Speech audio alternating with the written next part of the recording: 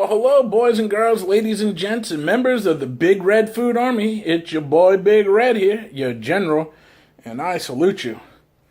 Welcome to another one of Big Red's brew reviews. Let's see what we have on tap tonight. Tonight we are doing Voodoo Ranger's Imperial IPA, and it says New Belgium. So there it is, y'all. Voodoo Ranger Imperial IPA, New Belgium. This is a weird bottle because it doesn't go straight down. It's got a little decorative around the side. It says Brewing Company, New Belgium. So I'm assuming the company is called New Belgium, and this is their Voodoo Ranger Imperial IPA. It's a 12-ounce bottle.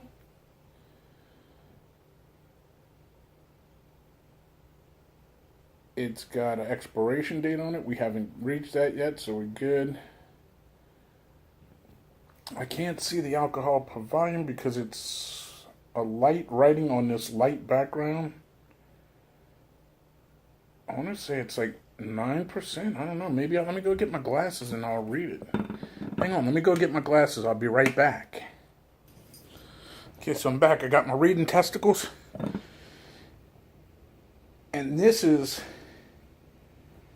9% alcohol per volume. So that's almost 10%. You know, I mean, it's up there. Let's see what it says. A rare blend of choice hops creates an explosion of fresh cut pine and citrus flavors for a complex, rich, and delicious finish. That's what it says there. It says brewed and bottled by New Belgium Brewing Company. Comes out of Asheville, North Carolina. So that's it. It says so the name of the company is New Belgium. The flavor is Voodoo Ranger Imperial IPA. 9% alcohol per volume. That's kind of up there for a beer if I'm not mistaken. But anyway, let's get into this.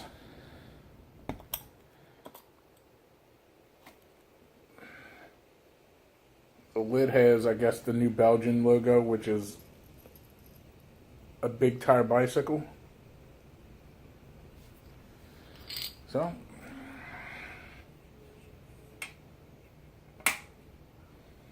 doesn't taste like your typical, it doesn't smell like your typical beer. Let's get into it. Cheers.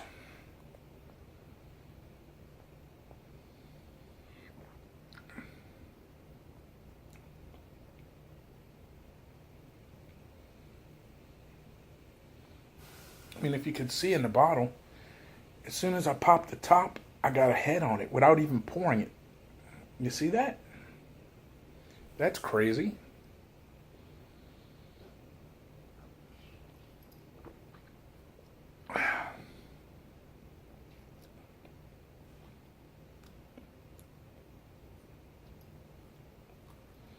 It definitely doesn't taste like a regular beer.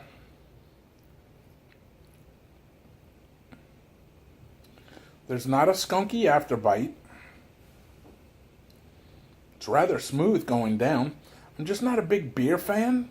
I'm just doing this for you guys. I rather mix drinks and stuff like that, but I'm not buying big ass bottles just so I could review mixed drinks, you know? So I figured I'd do some beers. When I was younger, when we were kids, 14, 15, 16 years old, if you had a little mustache, I grew up in New Orleans. Certain parts, if you had a little mustache, it was legal to drink at 18. If you were tall enough and had a little mustache, dude, you could get beer at 14, 15, 16 years old. And we would drink the cheapest shit. We would drink Budweiser, Bud Light. We would drink, if we were really hard up, we'd drink the Beast, Old Milwaukee's Best. How we even, I mean, we got hard up sometimes. We would drink just they used to have like generic beer, like,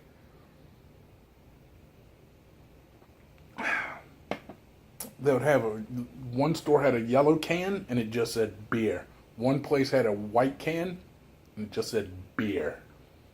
And it was that store brand's beer. It was all it was to it. It was nasty. I mean, as far as cheap beers go, I'm going to be honest with you. When I used to go to strip clubs, I would drink a Bud Light and I would nurse the shit out of it because I really didn't care for it. And I wasn't paying premium dollar for no, expensive beer. So I'd get Bud Light and it was just, drink a couple and it was Bud Light. But as far as cheap beers, cheap American domestic beers, I don't know. I'd have to go with the PBR. But nowadays it's trendy to drink PBR. Back then it was the poor person's beer, but I liked it. But this, it has a peculiar taste. I could taste the pine like they're talking about. I could taste like a woody taste. Oh, even with that burp, you can taste that. It's got like a wood. Wouldn't say it's a wood flavor because I've never eaten wood. I've put some wood in some girl's mouth before, but I don't know how wood tastes. But if I had to describe it,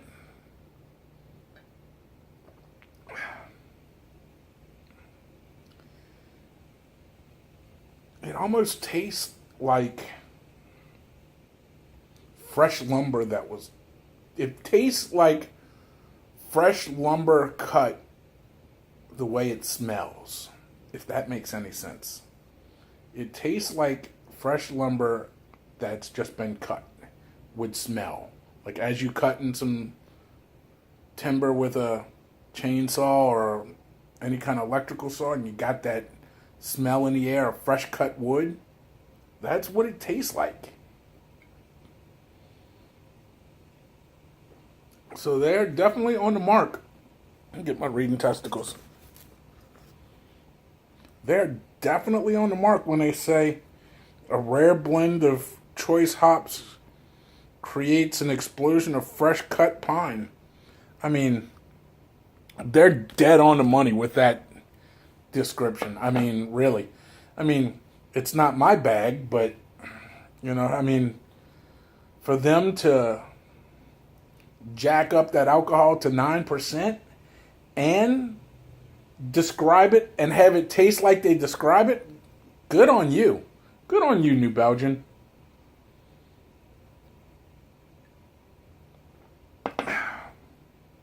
It's definitely not a chugging beer. Unless you don't like the flavor and you just want to get rid of it and just slam it, Or if you're a college kid and you like funneling beer.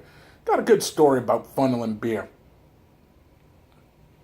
I don't know, I was 22, 23 years old. A friend of mine was managing a Mardi Gras store. And it was on the outskirts of New Orleans. It wasn't even in New Orleans. It was on the north shore of New Orleans in a little town called Slidell. It was still part of the metro area. And people that were coming from the east or northeast coming to Mardi Gras, they always had to pass where they were right there on the interstate, I-10. And, it was a big building. They flashing lights, Mardi Gras, purple, green, gold. So everybody would stop in. And then there was a Texaco right across the street. So they would stop in, get gas, come over by us and get get beads or Mardi Gras trinkets or souvenirs or something. And we had these stadium horns. Big 2.5, 3 foot stadium horns. My friend, and the only reason I worked there was because somebody was stealing. One of my friends' employees was stealing money from the till, and he couldn't figure out who it was and whatever. So he had me come to work for him, and I enjoyed working. I had a job, so I worked there part-time. You know, in the evenings when I got off my regular job, I'd go work there for a couple hours, and then I'd work there a couple hours on the weekends just to help him out until we caught the thief. And then the next Mardi Gras season, I had so much fun. I did it again and again and again. But anyway, long story short, they had these big 2.5 foot, 3 foot stadium horns, big plastic, real skinny by the mouthpiece. Went out, and then it came out, you know, to maybe about this big around. And you blow in it, like in the stadium, it just makes a big horn sound. And they had them made purple, green, and gold. They had purple ones, yellowish ones for gold, and then they had the green ones, Mardi Gras colors. And they had them for years and years and years. I mean, the people in the parades would get a couple here and there, and they'd throw them off the floats here and there. But they weren't selling like they thought they would. And I told him, dude, I bet you I could sell the last 12 cases that you've got of that this weekend. And he's like, there's no way. He's like, watch me. And he goes, so how you plan on doing that? I said, A, let's jack up the price. I think they were like $3 a piece. So we're going to jack the price up to $5. He goes, man, I can't get rid of them at $3, and you're going to jack them up $2 more? I'm like, yep. I said, dude, watch how I'm going to get rid of these. And it was the last week of Mardi Gras, and they've been having them in their inventory for years. And this was the first year I worked there. I said, we're going to sell every single one of them this weekend. It was the weekend that all the college kids would come in for Mardi Gras. And I would walk around the store just blowing the thing. Get your Mardi Gras beer funnel. And the college kids' eyes would light up. They're like, that's a stadium horn. I was like, no, it's a Mardi Gras beer funnel. It's like, y'all got beer in the car? They're like, yeah. It's like, come on, let's go outside. I'll show you how it works. And I had just one that I walked around with that we wouldn't resell, obviously, because it had a shitload of beer poured in it. And I'd go out in the freaking parking lot with the college kids, and I'd be like, crack one open, and I'd hold it, and they'd pour one down my throat, funnel it. I was like, you want to try to see how it works? So they're like, yeah. So they put it over their mouth, and I'd crack their other beer and funnel it down their mouth. And they're like, man, we got to get 6 of these. There's 6 of us. We all want one. So went inside. I was like, all right, come on. They $5 a piece. Boom, boom, boom. Ring them up. Like next group of college kids coming. I could see them pulling into the parking lot. You could always tell there's four to 6 kids in a car. You know, you could tell that age. As soon as they walk in, I'd let them walk in and start looking around. I'd blow that horn. Beep! Get your Mardi Gras beer funnel here. And they'd be like, a beer funnel? That's a state. Same thing. I don't know how many freaking beers got slammed down my throat through this freaking stadium horn. But let me tell you, I sold them all except for the one that I was walking around with. Sold like 10 or 12 cases of them. And there was like 30 or 40 in a case. Something crazy. And my friend's like, I never would have thought of it. I was like, and now all you got to do is remarket something. And then next year we did the same thing. He told the other stores that couldn't, because it was a mom and pop shop, but they had like 8 locations in the New Orleans area. And we got to the point where we like, can you sell your stadium horns? Nope, send them to us. And we would sell out every one. Nobody could figure out how we did it. But my friend knew. He was the manager of that location. And yeah, we got rid of a whole bunch of stadium horns as Mardi Gras beer funnels. I don't know if I'd funnel this beer. I don't know. But college kids, they drink cheap shit. So it was like your Budweiser, your Coors Light, your Miller Lite, your Miller. So it was, like I said, cheap beer for college students. And I'd get a couple free beers throughout the day, you know what I'm saying? And that's my story about Mardi Gras stadium horns and how to sell them as beer funnels. Jack up the price and tell them it's a beer funnel.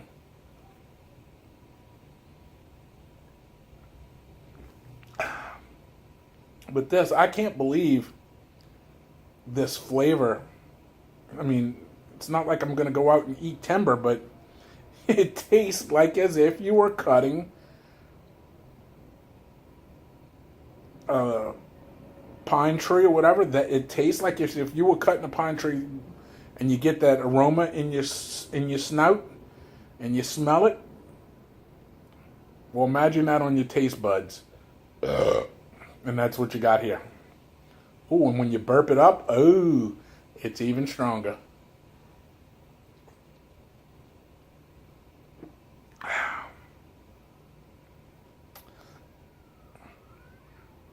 So I'm really going to have to think. I got like 1 or 2 more sips left of this. And it kept a nice little foam head the whole time through. You see it?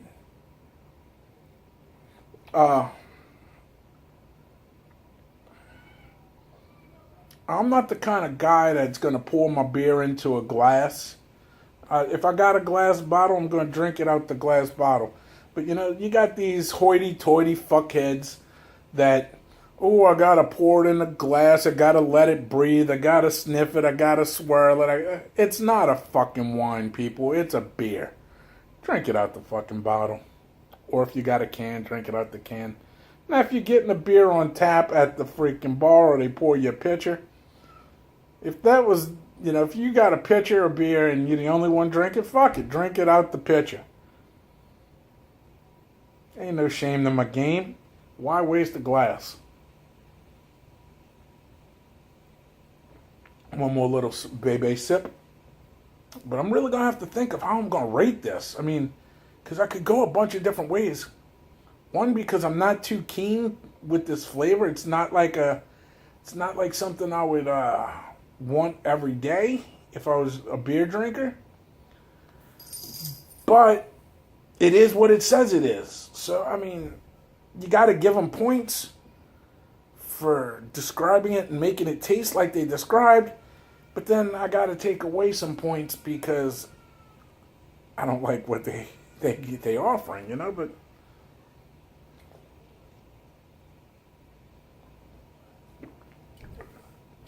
so let's see how we're going to do this. New Belgium for your Voodoo Ranger Imperial IPA. I'm going to have to give you 4 flip-flops, really. And that's pretty high because I only go 1 to 5. The reason I'm giving it such high marks is it's pretty high up there on the alcohol list, as far as the alcohol by volume. 9%, if I'm not mistaken, that's pretty high. All your shit beers is only like 4.5, if I'm not mistaken. Maybe a 5, but this is 9% alcohol per volume, so you will get shit-faced quicker with this beer, for sure. The pros is the high alcohol volume. So if you're trying to get drunk, you'll get drunk quicker. The description is dead on. You got a cool label. It's a cool label. The bottle's unique because it's just not a, straight down. It's got a little glass work there, where you got a little lip there and your name engraved into the glass. So, that's a plus. Yeah, 4.5 flip-flops. The only reason I bought it was because I thought the label looked cool. So with a cool label, 9% alcohol, tasting exactly as the way you described it, is the reason y'all get 4 flip-flops. Would I get this beer again?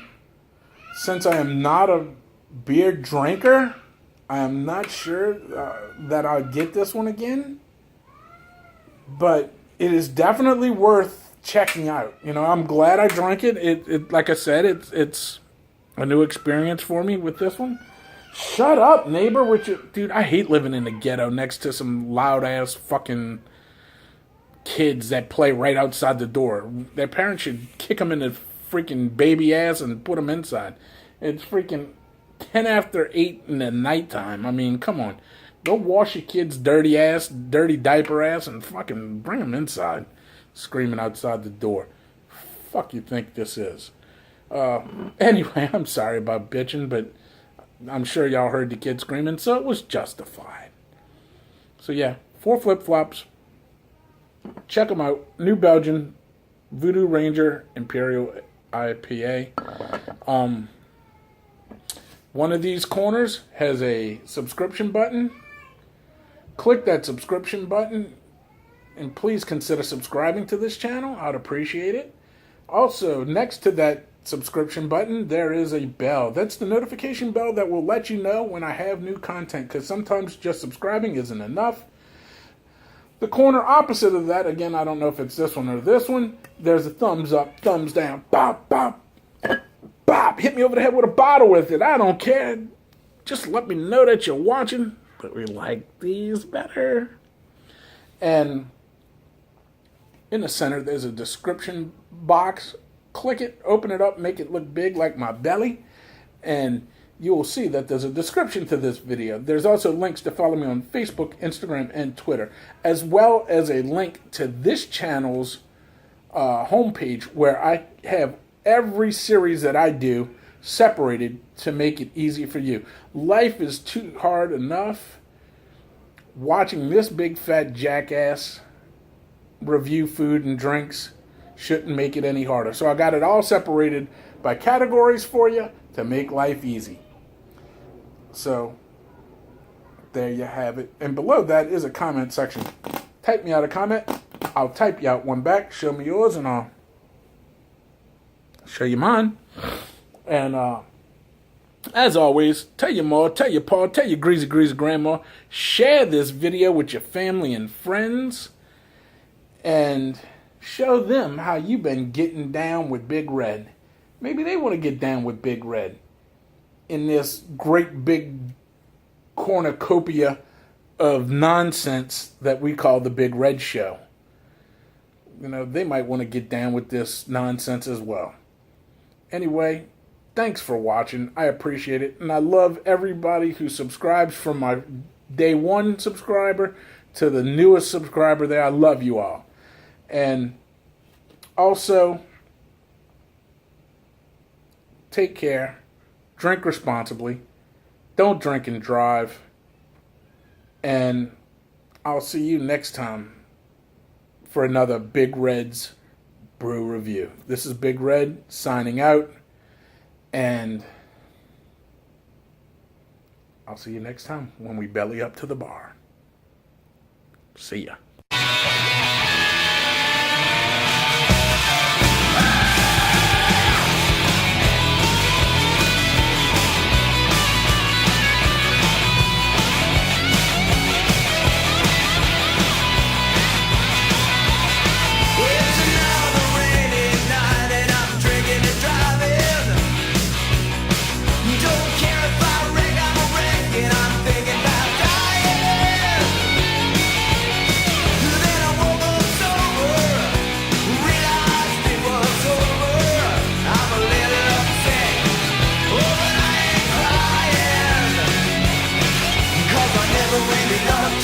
I just drank